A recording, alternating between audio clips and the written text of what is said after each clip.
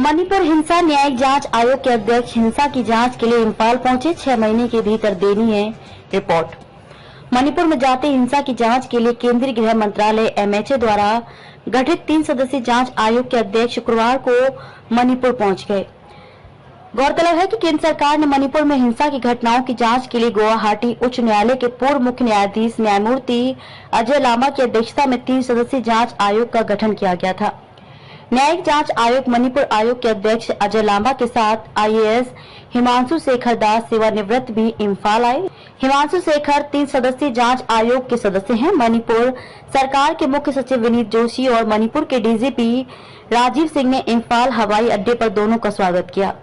अजय लामा की अध्यक्षता में न्यायिक आयोग इस मामले की जांच शुरू करेगा। केंद्रीय गृह मंत्रालय ने अधिसूचना में कहा था कि 3 मई 2023 को मणिपुर राज्य में बड़े पैमाने पर हिंसा भड़क उठी और हिंसा के परिणाम स्वरूप राज्य के कई निवासियों ने अपनी जान गंवा दी और कई अन्य गंभीर रूप से घायल हो गए।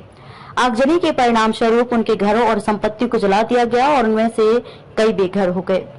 अधिसूचना में आगे कहा गया कि मणिपुर सरकार ने 29 मई 2023 को न्यायिक जांच आयोग की स्थापना के लिए सिफारिश की, जो जांच आयोग अधिनियम 1952 के प्रावधानों के तहत 3 मई 2023 को और उसके बाद की दुर्भाग्यपूर्ण घटनाओं के कारणों और संबंधित कारकों की जांच करेगी। मणिपुर सरकार की सिफारिश पर केंद्र सरकार की राय है कि सार्वजनिक महत्व के एक निश्चित मामले अर्थात मणिपुर में हिंसा की घटनाओं की जांच करने के उद्देश्य से जांच आयोग नियुक्त करना आवश्यक है।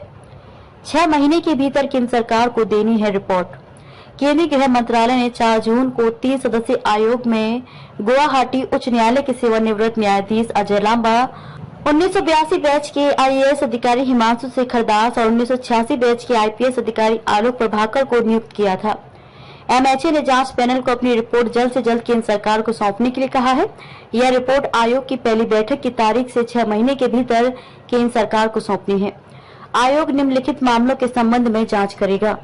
विभिन्न समुदायों के सदस्य को लक्षित करने वाली हिंसा और दंगों के कारण और प्रसार जो 3 मई 2023 और उसके बाद मणिपुर राज्य में हुए थे।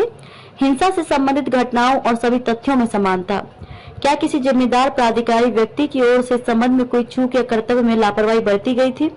हिंसा को रोकने और उससे निपटने के लिए किए गए प्रशासनिक उपायों की पर्याप्तता। ऐसे मामलों पर विचार करना जो जांच के दौरान प्रासंगिक पाए जा सकते हैं।